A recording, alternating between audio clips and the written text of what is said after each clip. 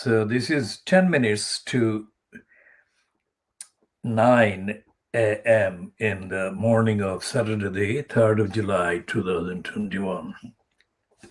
Or 8:50 hours. GMT in London, in the UK. On Saturday, the 3rd of July, 2021.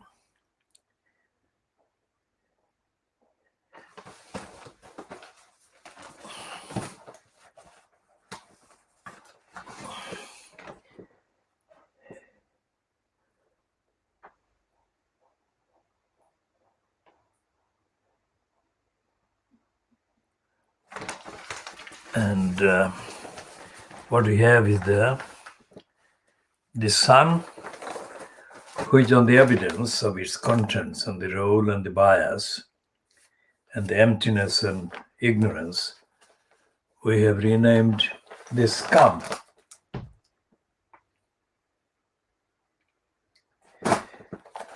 And we have done that strictly on the evidence of the last, let's say, 42 years since the dirty digger, as he is called by the Private Eye magazine, and it's not a credit we are giving to the current lot in control of the Private Eye magazine. It was the dirty digger was given correctly the name during the almost peak, the creative peak of the Private Eye magazine, which has been suppressed and subsided under the corrupt and opportunistic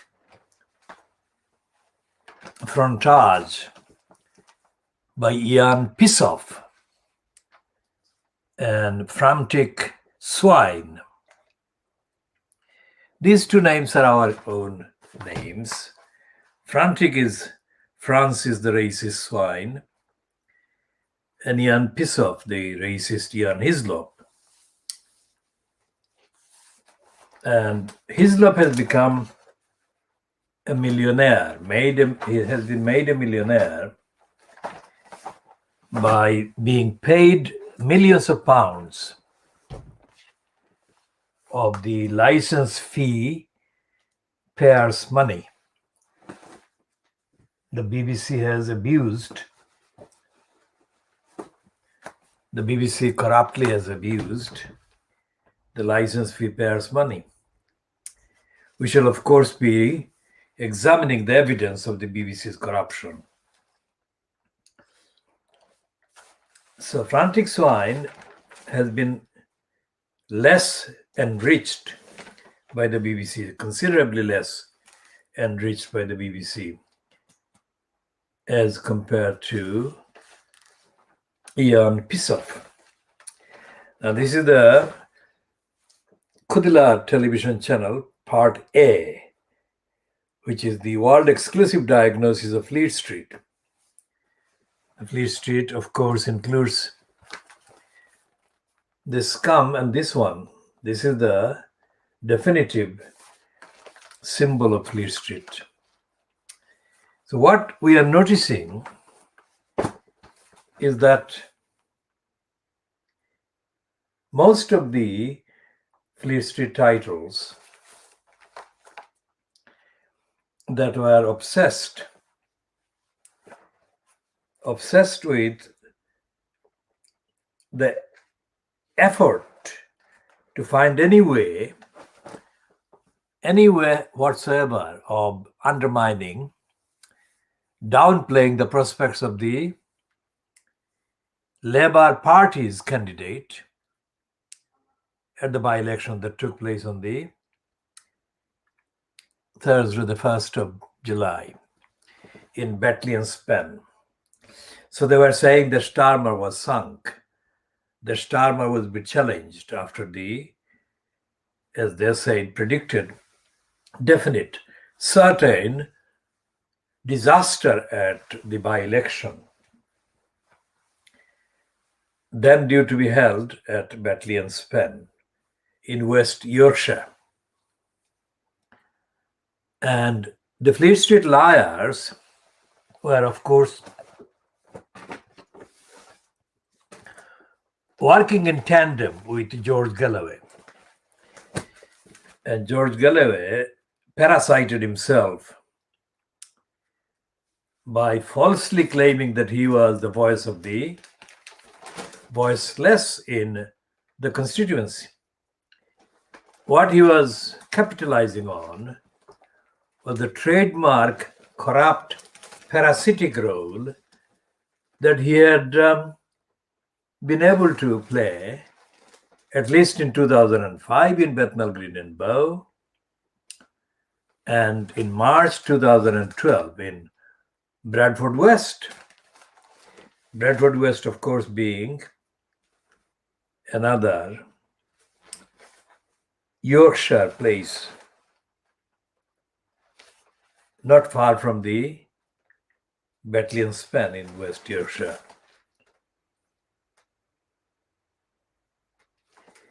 And here they've given him a 2-page spread, standing with his mask on while the people he's apparently in conversation with when the photograph or the image was taken are without masks. And at least one of them definitely looks like a Muslim with a kind of trademark Muslim beard. Whether he supported Labour Party or not is not clear. So the Galloway had to challenge result claiming defamation. That is page 8. But most of the kind of image is given to Galloway and his persons he is in apparent conversation with. Now, we shall be talking about Galloway in the days and weeks to come in the context of the evidence, because Galloway has established himself mainly by himself, claiming to be the only voice of support for the Palestinians. And the Batley and Spen constituency has a significant number on the electoral roll of people born with Pakistani origin, Kashmiri origin, very similar in terms of the origins and the general outlook to the people in Bradford West. Now, according to the political editor of the I newspaper, whose byline appears in the Scotsman today, which I haven't got in front of me to put before the camera, but the online access to the Scotsman today is by somebody who has a name that is the exact same name that belongs to the person who is in post as the political editor at the I newspaper. Now that is the kind of Scotsman is the equivalent in Scotland of Fleet Street, and it's a Tory newspaper, right-wing newspaper, and it won't make any difference if it wasn't a Tory, if it was a so-called left-wing newspaper, because as we have to emphasize, this is a program that is called World Exclusive Diagnosis of Fleet Street. A diagnosis is only necessary or is necessitated by the presence of sickness. And Fleet Street, on the evidence that we know and we can demonstrate, and we have been demonstrating exclusively, has been a sick collection of print media for as long as it has existed. So it's not like in the last 10 years or the 20 years or 30 years or 40 years.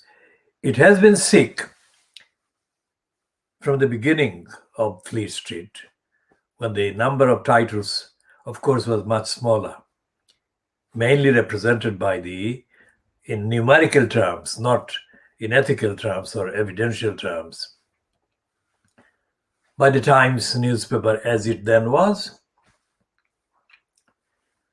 And it was later joined by the Guardian, much later. But even when the Guardian wasn't called the Guardian from London and was called the Manchester Guardian, the political agenda that we are interested in the context of the overall role and the narrative and the bias and the distortion and the lies and racism, the Manchester Guardian was as racist, as corrupt, as imperialistic, as much involved in perpetuating the racist, imperialist British Raj myths and mythologies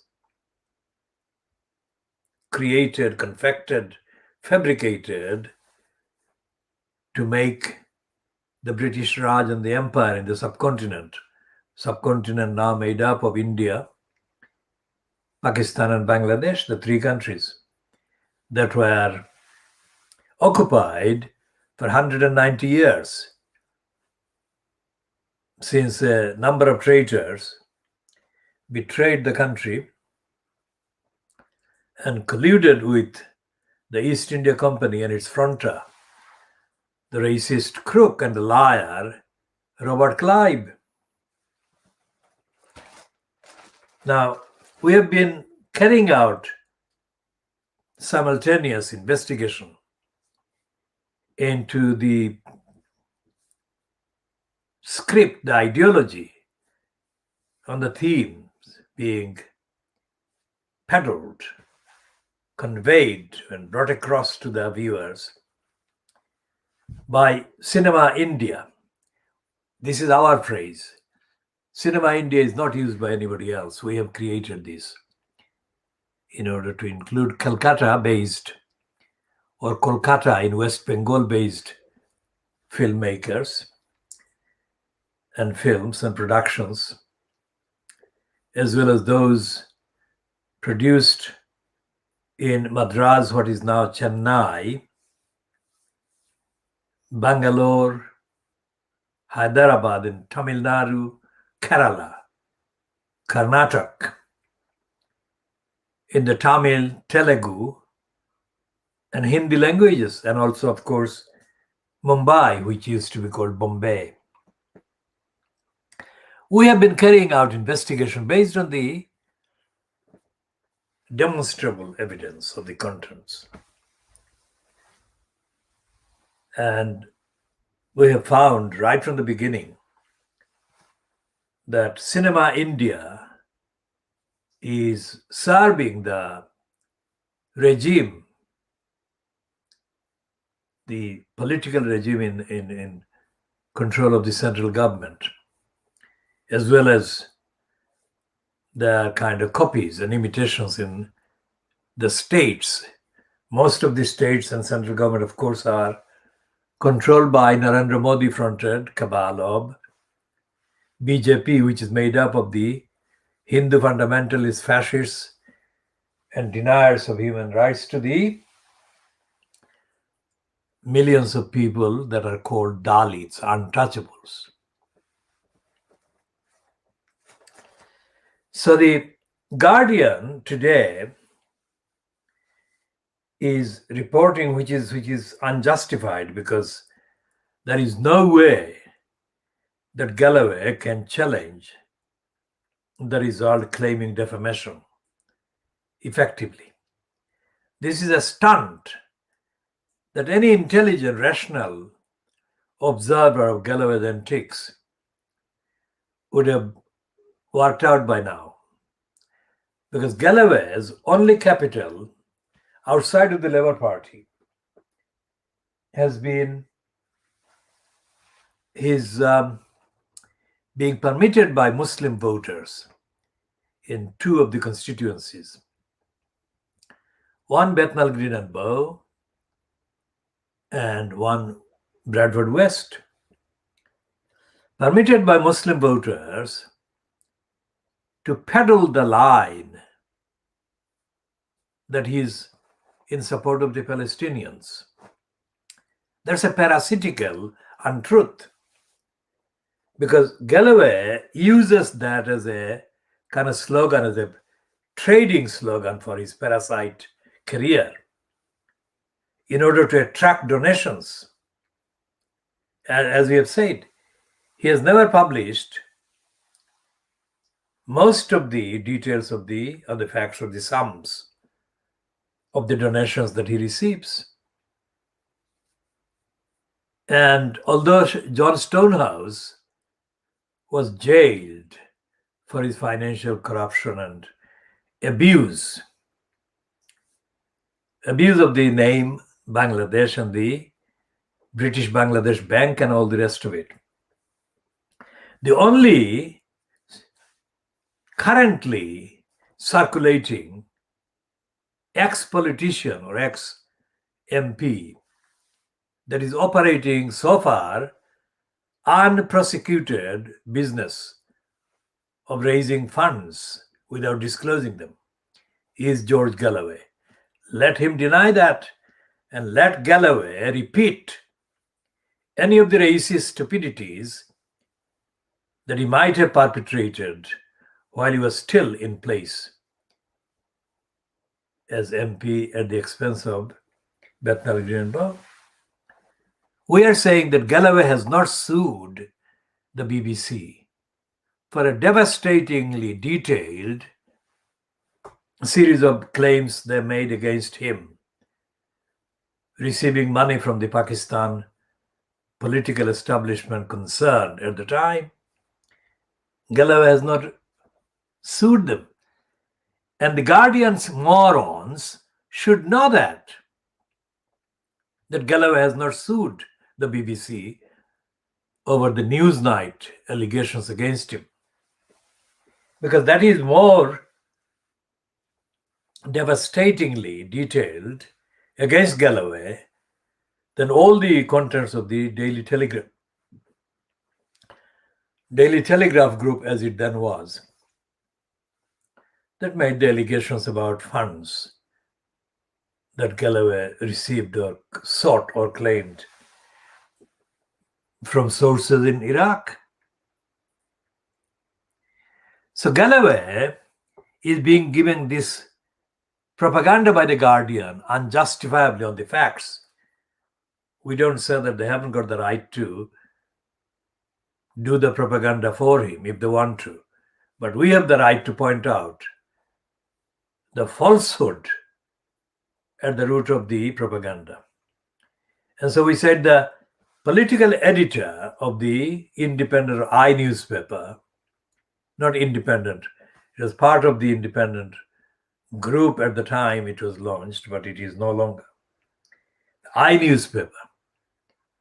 The I newspaper's so-called political editor has an exactly identical name as the byline given to the writer or the byline holder or byline carrier or courier by the Scotsman. Again, the Scotsman piece is very much a propaganda piece for George Galloway. It even boldly claims that never write off George Galloway. Of course, that is a phrase. But if anyone actually examined the evidence of Galloway's, let's say, various bids to become elected again were not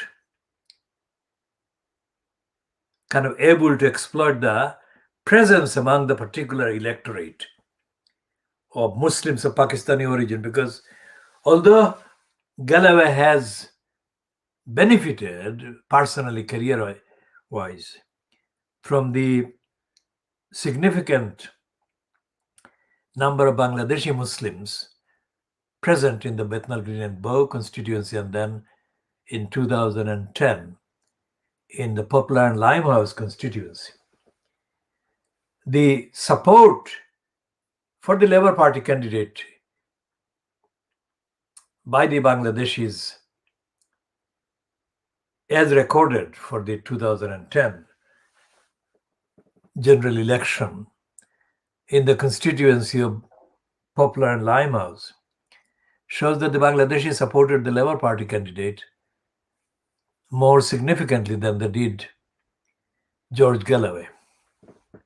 In any case, Galloway didn't get elected, and it is very likely that he will not get elected by using the same corrupt tactic of parasiting himself at the expense of the Muslims. And there will be, and we are saying there should be, serious investigation into Galloway's entire career. And if there is such a factual investigation into the facts of his career, it will become very obvious that he's a phony, and he is, as described by Ken Livingston in his appearance on GB News after the results were published of the Batley and Spen by-election in the last 24 hours. And Livingston's word is bonkers, that George Galloway has become or has been behaving as bonkers. And George Galloway is bonkers. We said about 2 years ago, maybe, okay, let's say in the last 2 years, we have said, posted publicly, that Galloway cannot get elected. I mean, this is assuming that nothing nightmarishly unprecedented happens anywhere within the constituencies in relation to Muslims, in relation to the niche that he has created. So we said that Galloway should concentrate on creating any platform if he believes in any morality, in ethics. And he should stop seeking to topple, unseat, or topple or defeat any of the parties. Because for example, in the bid that he made by begging nasty Nigel Farage to give him this is not the Guardian, this is the I newspaper that I've given the 2 pages. That is the I newspaper. And this is the I newspaper whose political editor is very much pro-George Galloway. This is the Guardian, not the I newspaper. So we correct this. It's the Guardian, not the I newspaper. We just had looked at the Guardian, but had not checked the front page. So we continued the reference to the Guardian rather than identify the piece as being in the I newspaper. So it's a correction. It's a logistical correction sitting there. And the Guardian is actually doing the opposite of what the I newspaper is doing, which is saying Starmer is calling for end to division after Labour wins Batley by-election. So it's the opposite heading by the Guardian to that in the I newspaper where they're promoting George Galloway. And the Scotsman, which is published, of course, from Edinburgh, unlike the Daily Record, which is published from Glasgow. The Scotsman online has got a piece that contains a very strong promotion and spews George Galloway's qualities, as it claims. We shall be talking about this Scotsman more later. Not necessarily in this part, but in a later edition.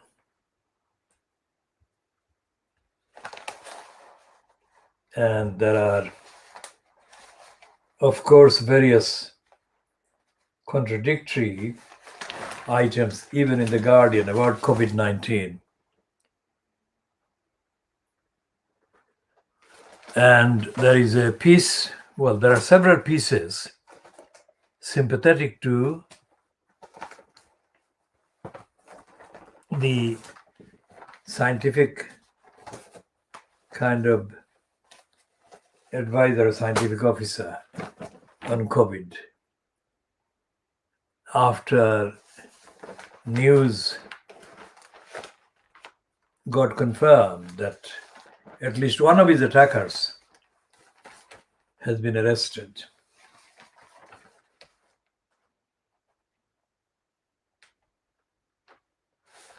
And there are various pieces about the attack on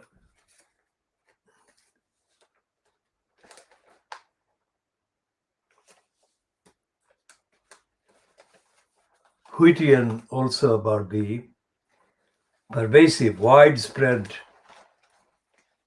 conspiracy theories, as they're called, against the lockdown being broadcast.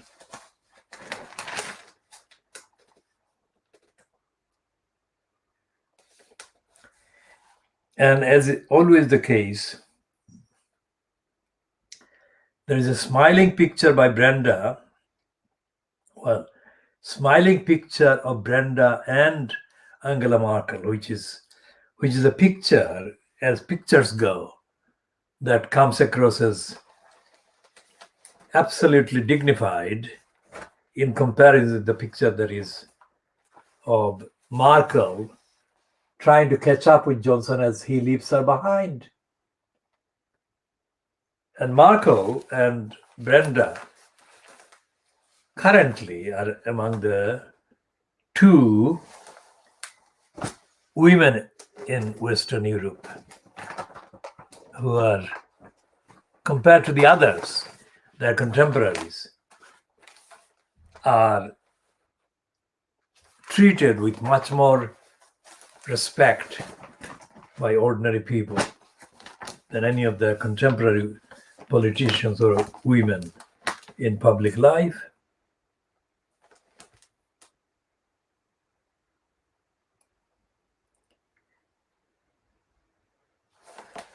And the Financial Crimes Weekend, FT Weekend,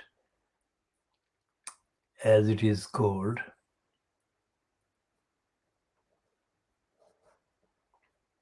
has got a Brexiteering front page. London reclaims Europe's share trading crown from Amsterdam. Business fled after Brexit. Return of Swiss deals crucial. Boost for City of London before rule shift. And the highlighted pieces, how to spend it in the travel magazine. It's a separate magazine. And can you change yourself? Lucy Calloway in Life and Arts. Master of the Dark Arts, how Tinios spun out of control. It's about companies and new rules. Private schools lose their grip on Oxbridge. FT Weekend magazine now. That is the FT Weekend magazine. There's the cover.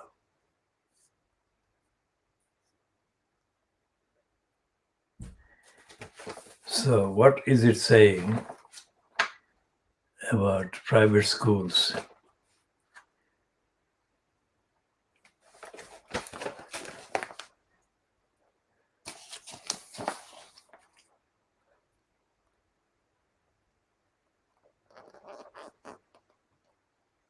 So what it is reading is new school rules.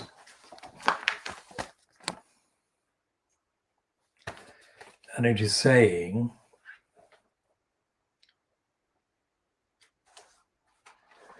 that parents paying thousands of pounds a year for a top education in the hope of getting their children into Oxbridge are finding success harder to come by. Brooke Masters reports. Now there is no education at Oxbridge. There is no education in the schools. So, and that itself is a deeply, centrally kind of flawed claim to say that there is education. The fact that they are competing for a place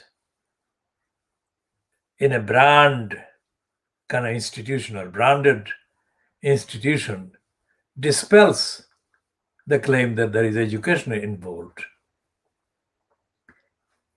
It is ranking and rating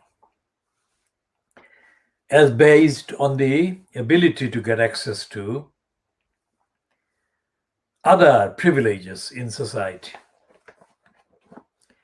as based on the brand.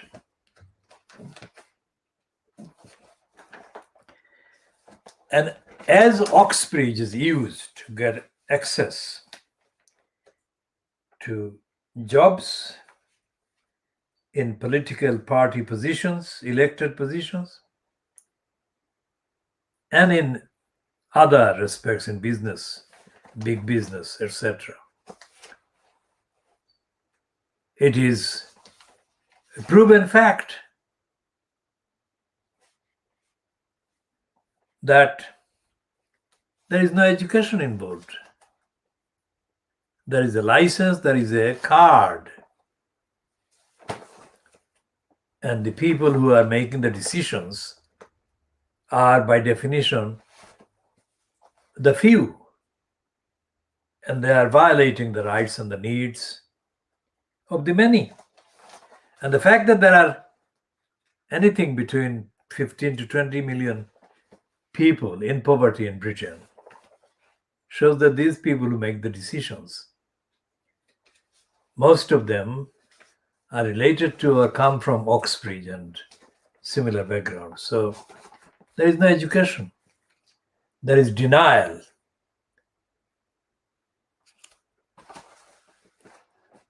So the Weekend FT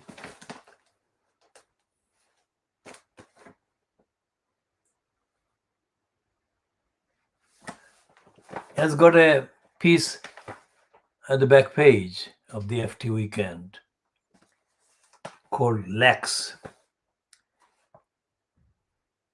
And its heading includes CEO pay, first class rewards. That actually relates to the Oxbridge and they claim to be educated to first class standard, not necessarily first class being awarded as degrees at the end of the course.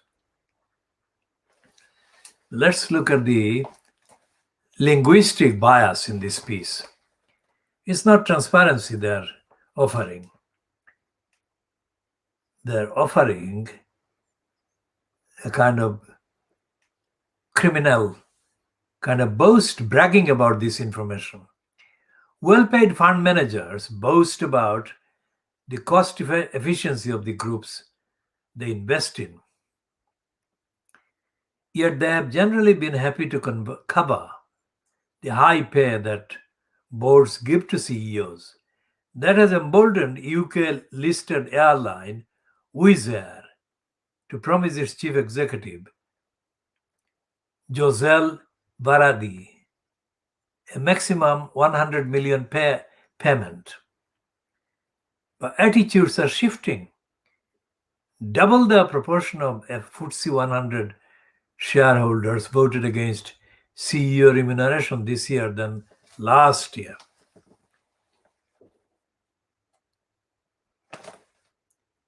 The argument that great performance just justifies sky-high pay has lost ground. Averaging up of CEO pay means it is now wildly out of whack with ordinary incomes. But it doesn't say ordinary people's income. Ordinary income itself is a denial, linguistically denying the existence and the impact on the many. And the rest of the piece doesn't actually deal with the decisions that I talked about earlier that affect the causing and the perpetuation of poverty to the 20 million people. To take one example of one calculation.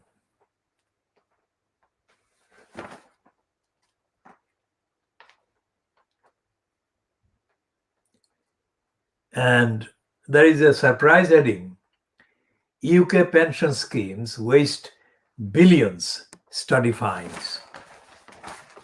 Now we should talk more about the pension and the crooks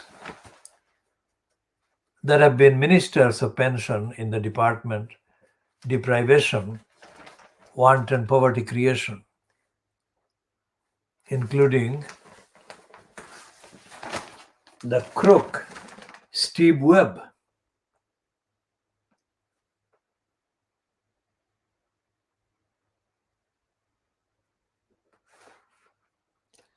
And the Weekend FT has got a series of alluring headlines. But when you look at the actual contents of the piece or pieces underneath the headlines, you find no evidence to substantiate that alluring suggestion.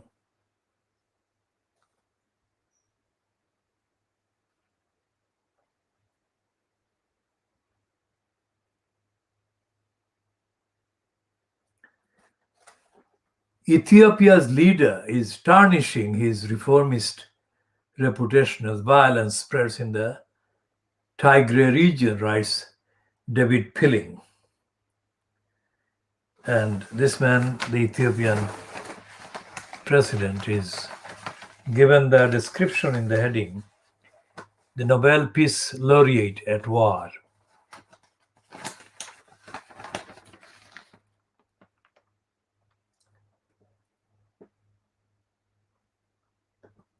That's the piece.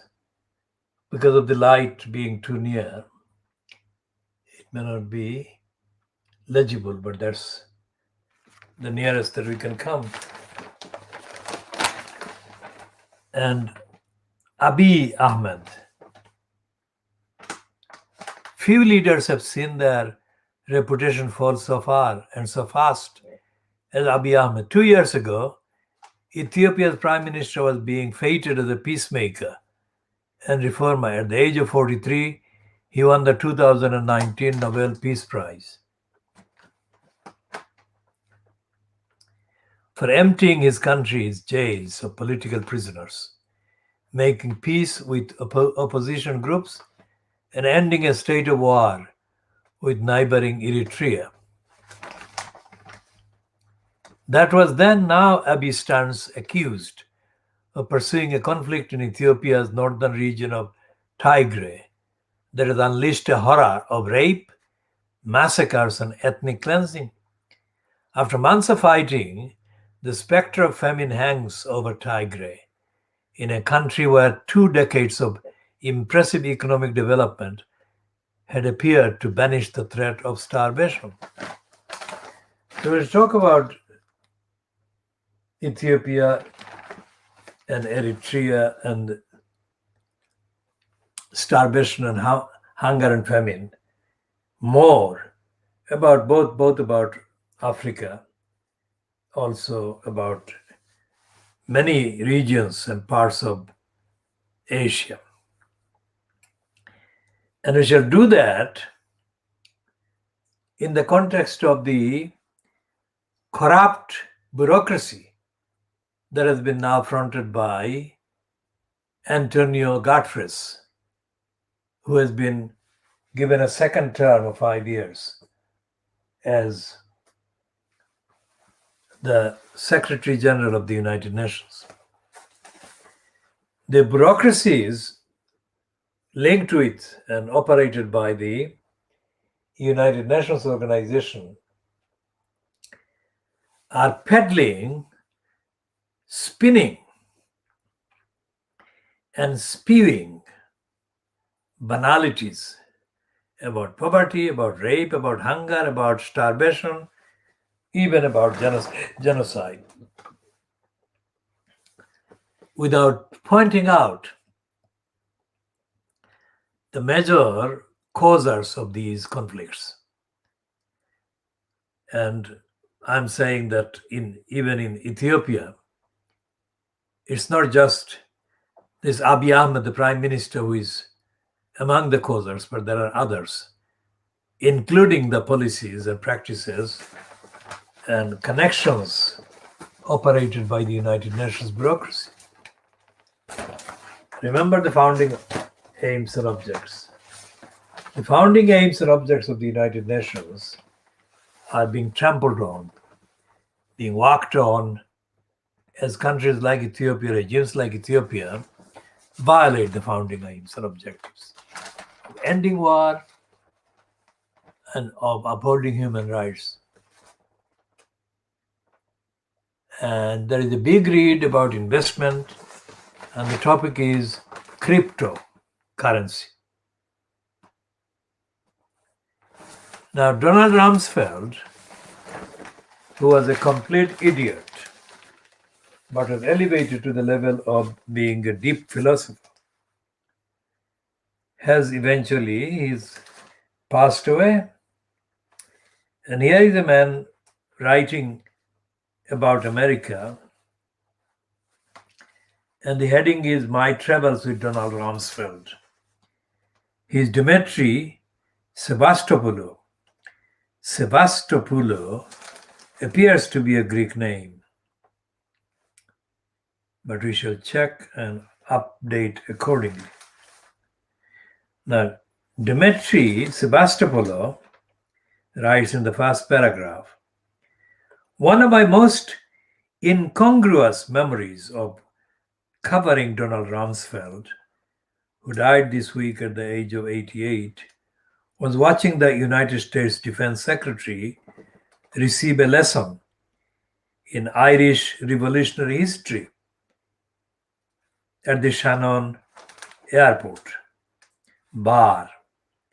Returning from a trip to China, we had stopped at Shannon to refuel, telling him that it was rude not to drink with an Irishman in his own country. I convinced Rumsfeld to join the reporters and aides for a drink.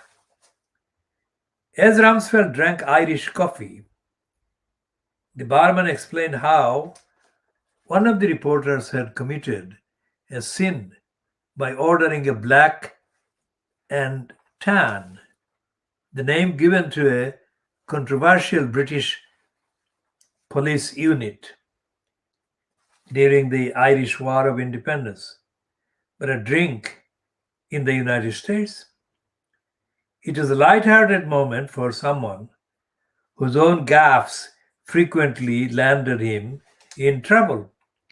During his career, Rumsfeld served in myriad roles, including as a congressman, NATO ambassador, and White House chief of staff to Gerald Ford, who later made him defense secretary.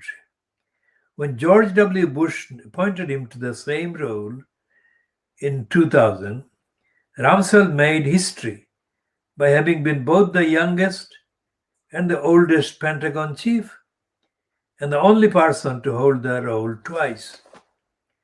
Bush appointed Rumsfeld both because of his security credentials, but also because as chief executive of GD, Searle, a pharmaceutical company, he had earned plaudits for effectively restructuring a big organization, and Bush wanted someone to reform the Pentagon. But he was cast into a very different role after the 9/11 terror attacks, which led to the US invasion of Afghanistan and Iraq.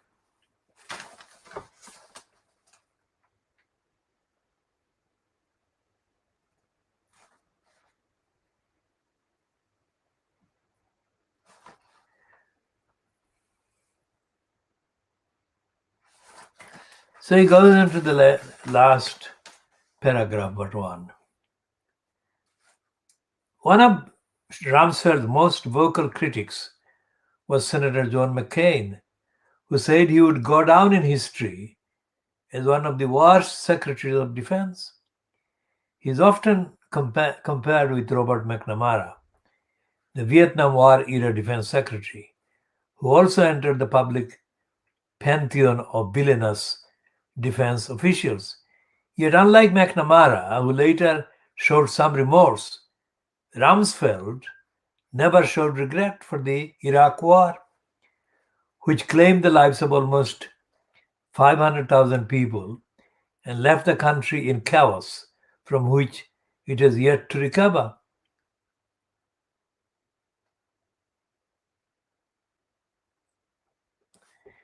Whether Rumsfeld ever expressed remorse in private will remain, in his own words, a known unknown. Now that is the stupidity. Stupidity of writing this piece and the stupidity of the man himself. Now, Sanjeev Gupta, who failed to appear before a parliamentary committee, is not kind of leaving business to others. He is very busy doing what he has been doing. Sanjeev Gupta is the one that has been involved with various allegations, multi-billion pound corruption, fronted, among others, by Green Seals,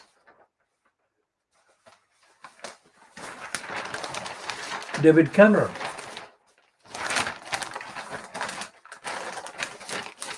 We shall come to that statement, because if there was morality and ethics in any way playing any part in British political kind of life and decisions, then Fleet Street would have focused entirely on the corruption of the Conservatives, corruption by the Conservatives, instead of running a campaign to sink a politically dead party, the Labour Party, as fronted by Keir Starmer. We shall, of course, come back to those topics in due course. This is a Weekend FT editorial.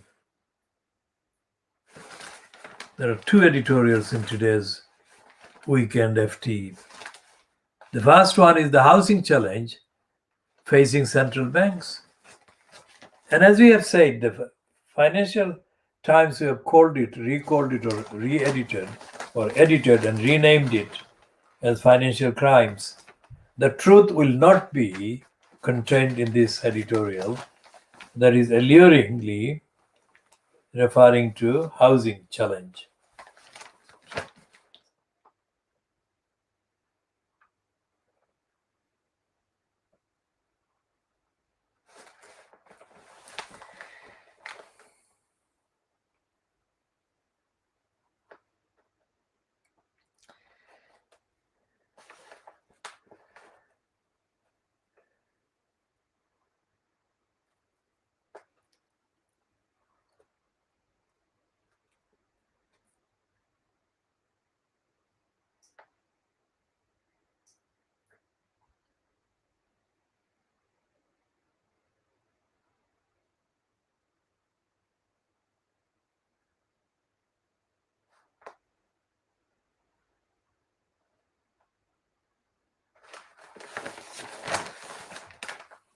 Now, it's a editorial that is peddling the cause of the central banks while talking about making renting rather than owning a more secure experience. But that's it. It's a token piece, typically doing a token job by the financial crimes. Now, this is £4. FT weekend is £4. It's equivalent to the combined cover price of all the tabloids in Fleet Street. Today, think about that. £4, and you can convert the currencies to take your sum in your local currency. And the financial FT weekend has got, of course, the cover headline is Northern Ireland, or the heading is Northern Ireland through youthful eyes. That's the youthful eyes. And the how to spend it.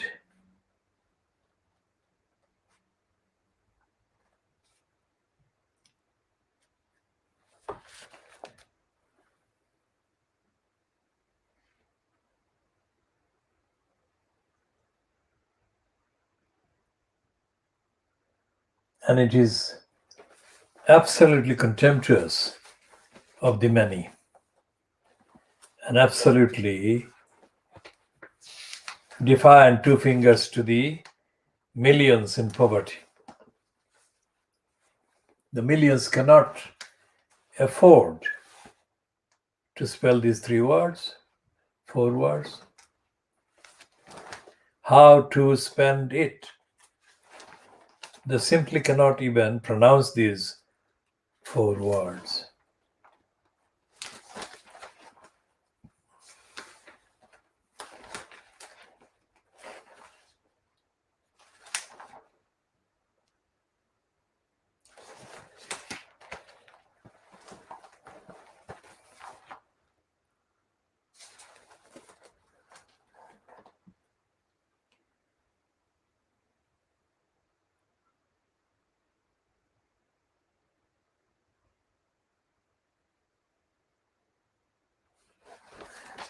And they got a plug for Francis Ford Coppola's granddaughter. How many in the many? How many among the many in this country who are in poverty and low income and are more in contact with denial and deprivation can put themselves in any comparable situation as the granddaughter of Francis Ford Coppola?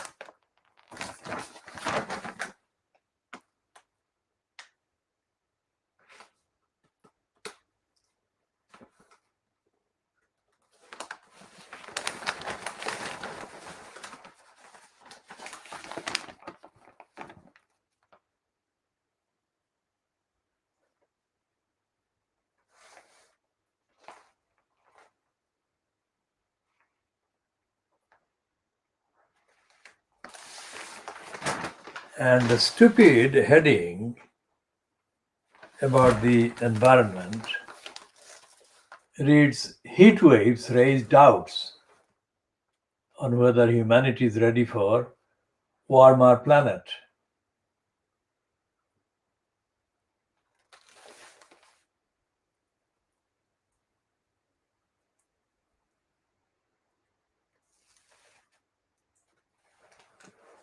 Built environment will need to adapt if temperatures seen in US and Canada become the new normal or become new normal.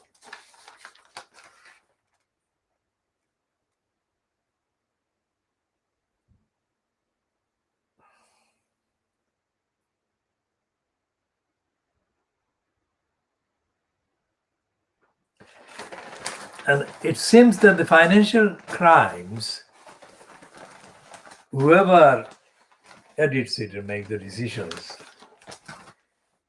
is written by people who are suffocated in their brains. They never tell it straight.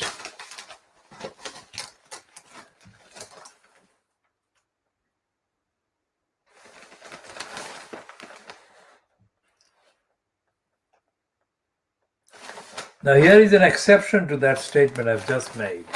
They never tell it straight. This is a straight statement. How heat waves became climate change's silent killer.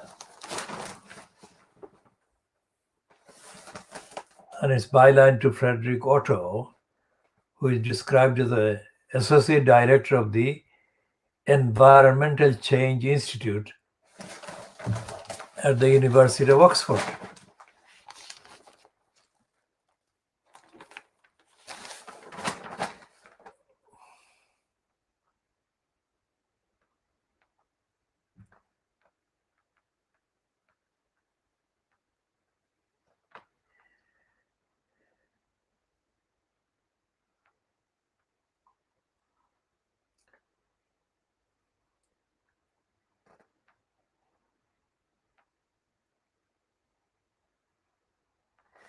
So the last paragraph is enough. This person, the writer, Frederick Otto, is saying in the last paragraph,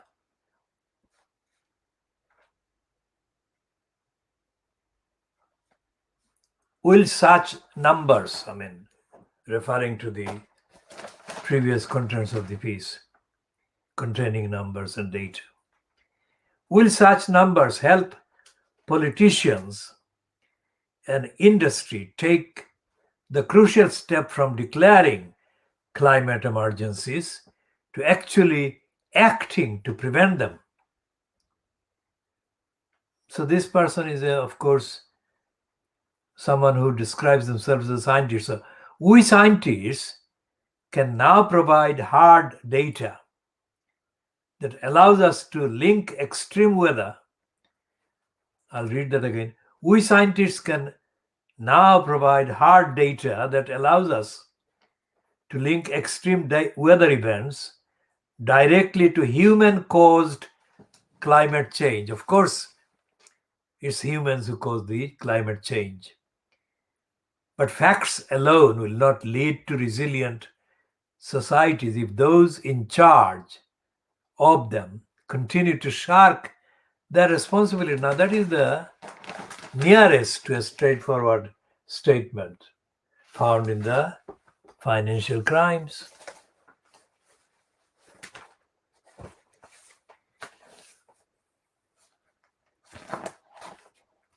And they got a whole supplement about house and home, FT Weekend, which is absolutely totally misleading about housing and housing rights.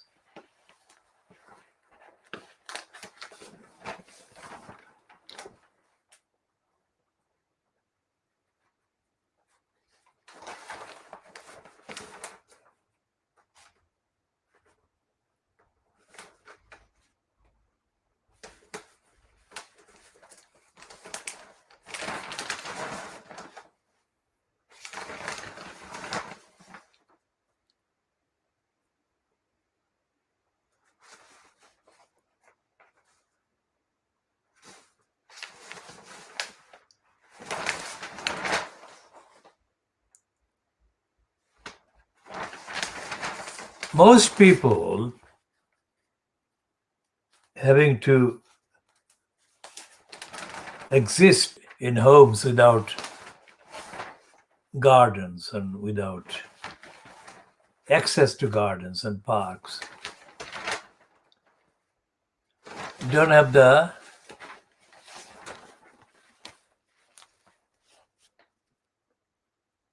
luxury of listening to bird song. So here is the piece in the Financial Crime saying, nature therapy, and it's byline to somebody called Jonathan Gartrey. You may have to miss your favorite music festival, but you can still enjoy the concerts of thrushes and blackbirds. Deciphering what they are saying is another matter.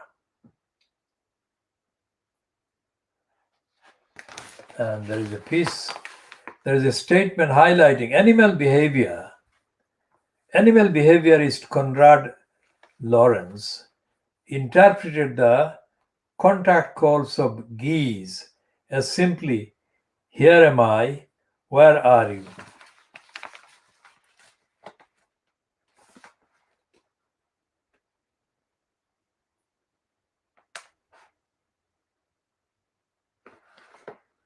And one part of this piece by Jonathan Gartrey, who is described as the head of Lex. We shall come to what Lex is.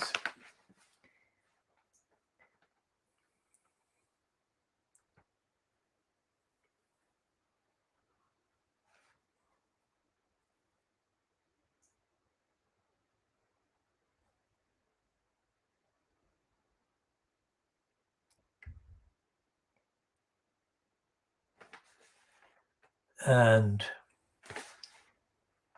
we can now go to socially distanced concert halls and hear Vaughan Williams's idyllic "The Lark Ascending."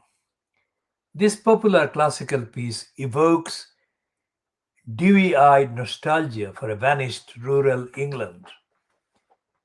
But unless we mend our destructive ways, only the human music will survive. The birds that inspired it will be gone. Yes, but this is, again, it's like somebody suffocating him. There has to be a description from A to Z of how to protect birdsong and birds and the rest of the environment. But it is not there. So what is suffocating the writers of the financial crimes? And the rest of the piece about, well, rest of the supplement, misleadingly called House and Home, is full of stuff like that.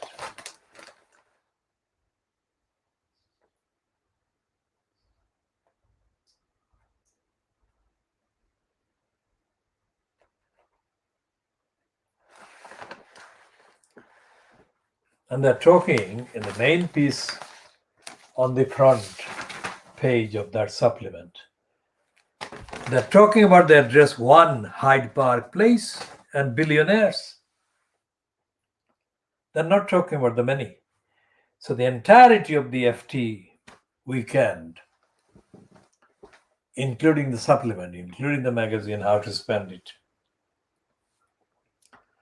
and including the FT magazine, is about the few, the fewest of the few. And it is complete brazen, two fingers to the many in the population.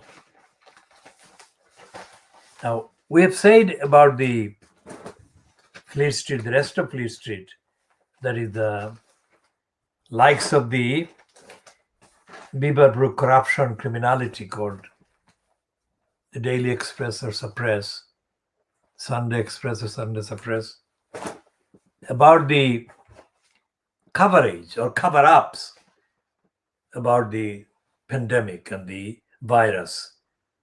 And we have said, and we continue to say, more than a year on from the start of the appearance of the virus in the UK, that the Fleet Street papers are again misleading people, creating a mirage, a fantasy, a flimsy, fabricated image of journalism, of reporting. of investigating pieces. But they're not. What they're doing by referring to the virus, the vaccine, the related other aspects, they're serving as colluders in the corrupt propaganda of brainwashing lies by the controllers of politics or political decision making. The many, as well as the overwhelming majority of the population, are being left uninformed about the various stages of the virus and the various findings and the various tests. They're not detailing those, they're not even mentioning those.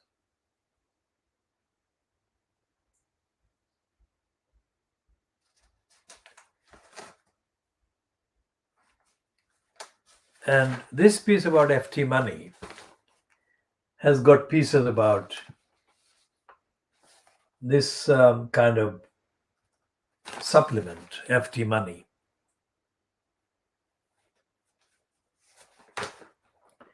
Has got typically financial crime type of headlines that are alluring. They're almost telling the truth, but not quite. So, for example, here is a piece on page 4 of the FT Money, written by Claire Barrett, Serious Money. And the heading is, How much is bad maths costing Britain?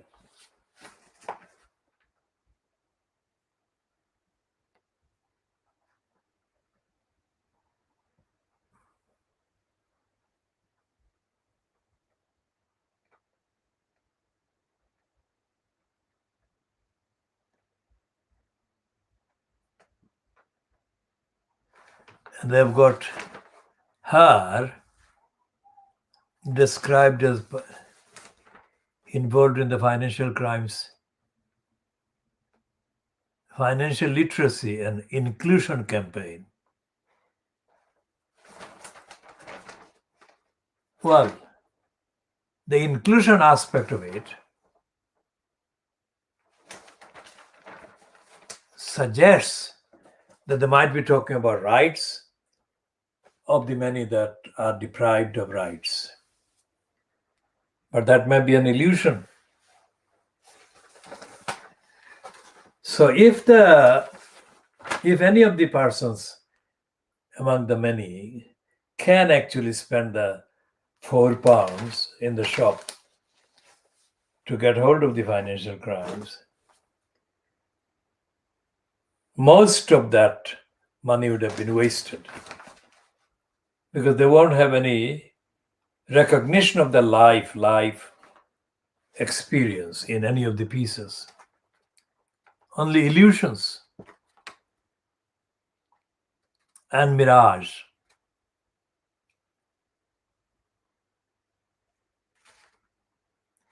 And despite the limitations, she's talking about the fact that the bad maths is part of the experience children have in schools. Schools don't teach good maths, let's say. And that actually supports our general thesis that there is no education in this country. Because if there were education in this country, crooks, liars, cheats would not be occupying the main political positions in government in this country, positions in big business, positions in bank, like Andy Haldane, described as the chief economist at the Bank of England. Nobody ever heard of him until a few months ago, when he featured in absolutely untruthful peddling by Fleet Street. He said, Andy Haldane that is, according to the lying, ignorant, stupid Fleet Street papers that gave him the platforms, that the UK economy was on course to witness growth not seen for more than 70 years. Now, that was, let's say, 3 months ago when he hit the headlines.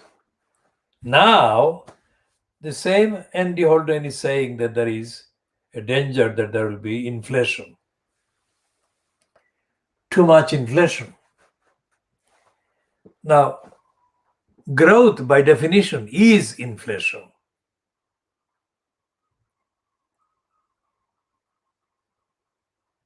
So what on earth is this Andy Holden saying?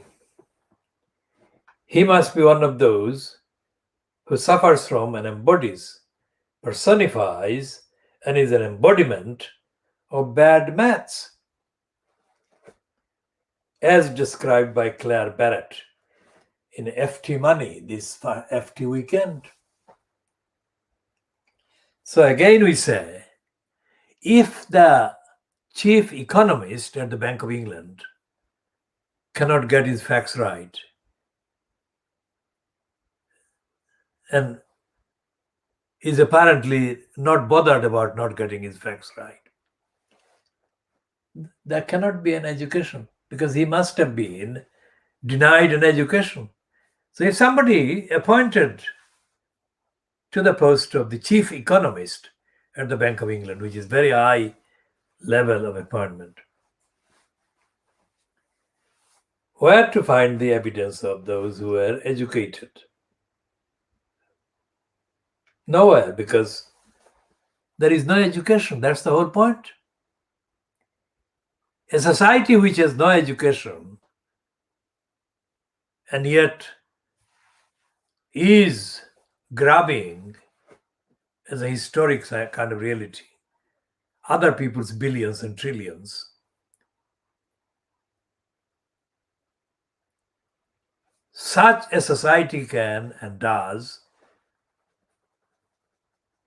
feel no problem in having 20 million of its population in low income, poor housing, and suffering lack of access and denial of access to remedies through the legal system. This is the KhoodeelaarTV television channel, broadcasting on the internet only. And we are doing that. This is part A on Saturday.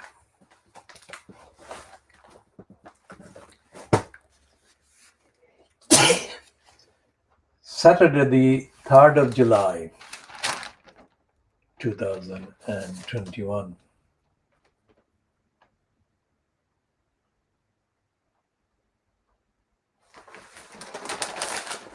What is this character described as the editor of the I newspaper, Oliver Duff? Historically, going by the evidence of his contributions in the I newspaper, we can confidently say that he is daft. So the name Oliver Duff is actually linked to the daft attitude, and that is what he must be doing today as well. Let's see whether we've got it consistently right as well.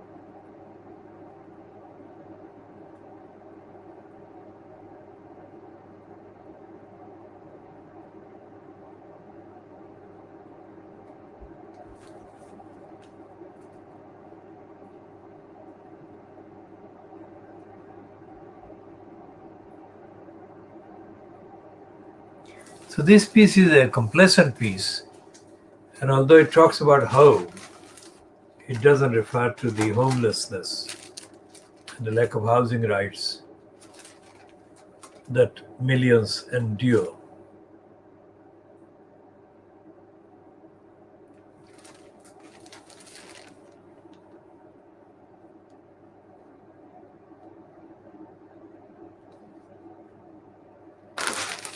And this heading,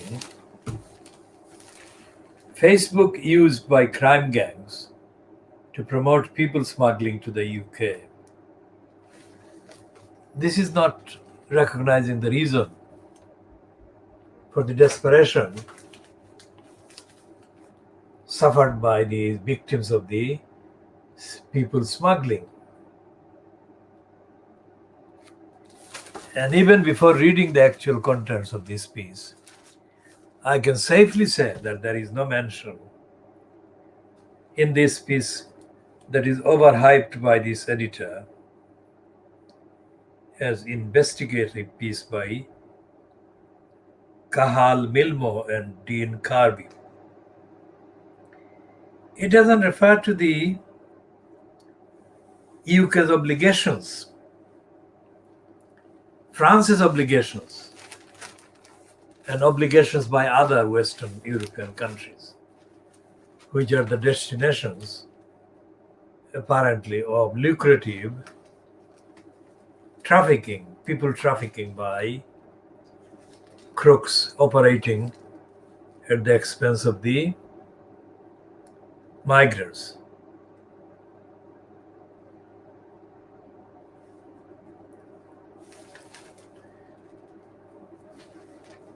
And there is no recognition in that piece of the UK's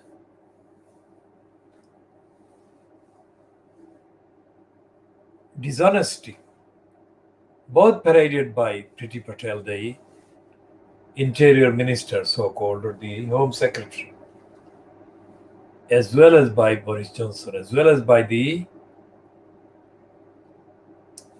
Fleet Street Daily Mail Group, The Sun, and so on. And it most certainly is not referring to the corruption of the local county councils on the coast. Kent County Council, Surrey County Council, these are the two nearest to London. And both are controlled by the Conservatives. And both have been in poisonous, racist, complicit collusion with Priti Patel and Boris Johnson's cabal in maintaining untruthful, hateful, and dangerously irresponsible propaganda through the media, Fleet Street, Daily Mail, the Scum, the Express, the bribing Boris Johnson graph, and in disguised language and manner by the BBC, aggravated by the local papers in circulation or local media, in circulation, in existence in the coastal regions of Surrey and Kent.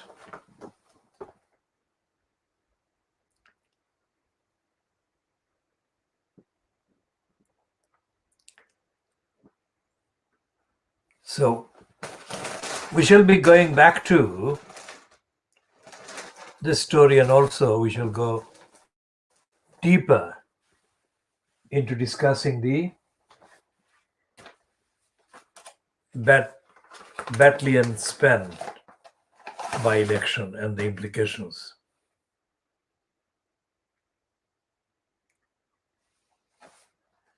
Now, the Times has got a piece here on the magazine, the Saturday magazine. Two women that it is describing the brains behind the Oxford vaccine. And these women are called super vaxxers, the scientists who saved Britain. That's what they're saying. To what extent that is true is, of course, not immediately obvious, but that's the boast they're making.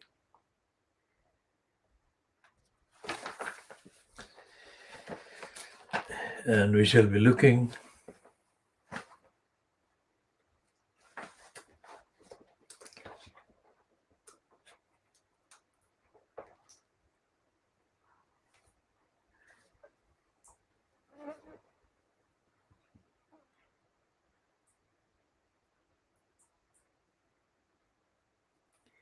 and they're being quoted as saying, well, they're quoting Catherine Green, 46, as saying, we decided if we are going to need it, we're going to need it fast. Let's prove we can do it and how fast we can do it. I have had people say to me they have had their vaccine and they're so grateful. And I don't think they expect it, but they get very emotional. That's Professor Sarah Gilbert, 59, on the left. So Catherine Green and Sarah Gilbert are the two women that are being featured in the Times magazine, which is boasting the Magazine of the Year title, dated the 3rd of July, 2021.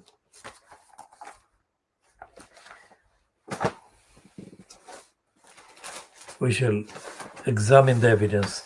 Now let's see what the Times has. It should get the piece about Galloway by Oliver Cram that we have tweeted about overnight. And let's see what the printed papers carries, if it carries that piece. By Oliver Cram said about Galloway that Galloway was a loser. And that was a piece about Galloway's behavior in Battalion Spem.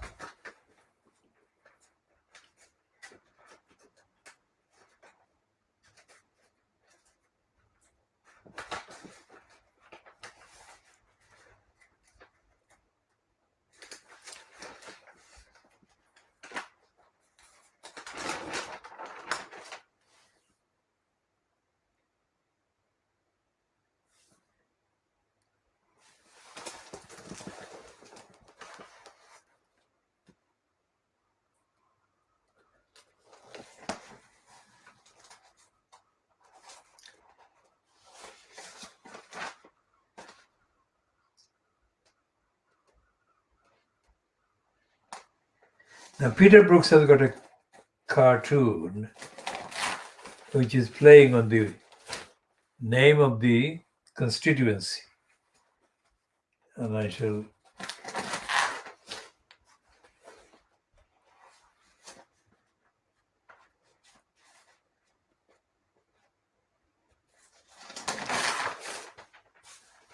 So where is the piece by Oliver Cram that says, loser George Galloway?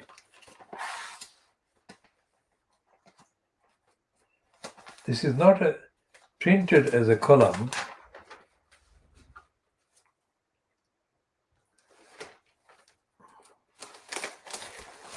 And the by-election result, as well as the run-up to the actual polling day events,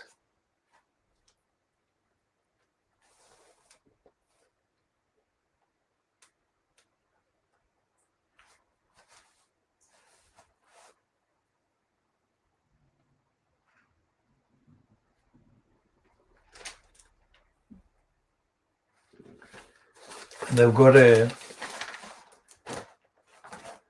2-page spread about the result in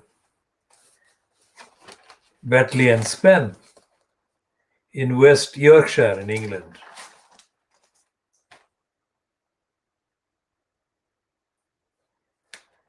And there is a very funny, well, ironic, funny, and completely telling heading. I shall come to that in a minute.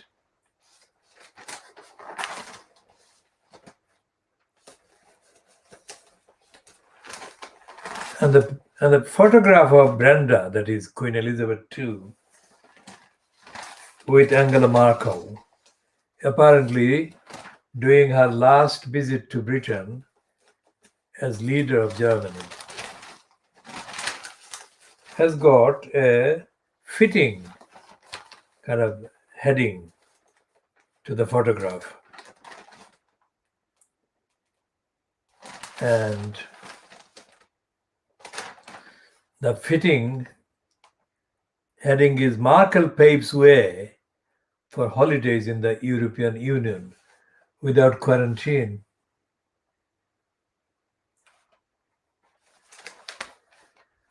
And there is an adjoining piece headlined, Rich care providers took furlough cash.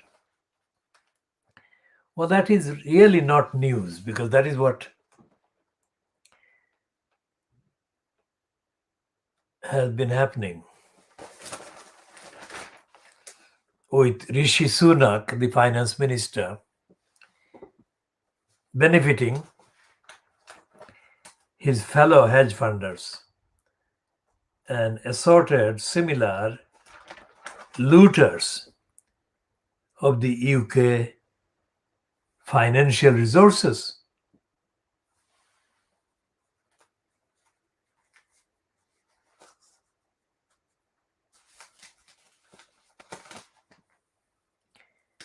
And there is a reluctant piece, belated piece about Raheem Sterling, who scored the first goal against Germany during the week. And it's a piece about him leaving the violent streets of Jamaica when he was aged 5.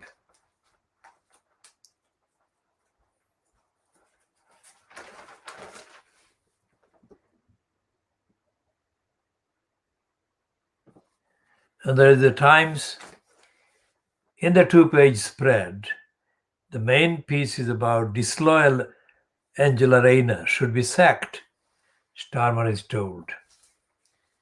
Now that is stupid. She has denied, or people close to her have denied, that she discussed challenging Starmer at all. We said that she shouldn't have denied. She could have said she has the right to discuss the future of the party.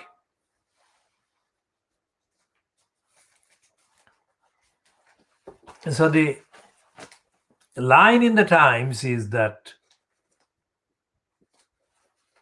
the Labour Party should be blamed.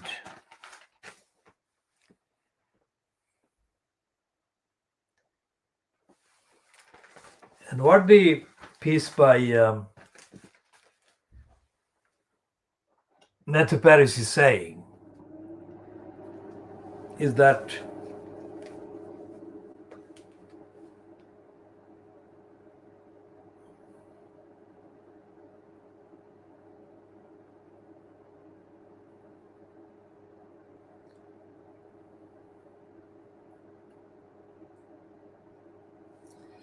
he's using the topicality of the Batley and Spen by-election to continue his theme that Boris Johnson should go. but he's doing it in a soft way. Remember, this is the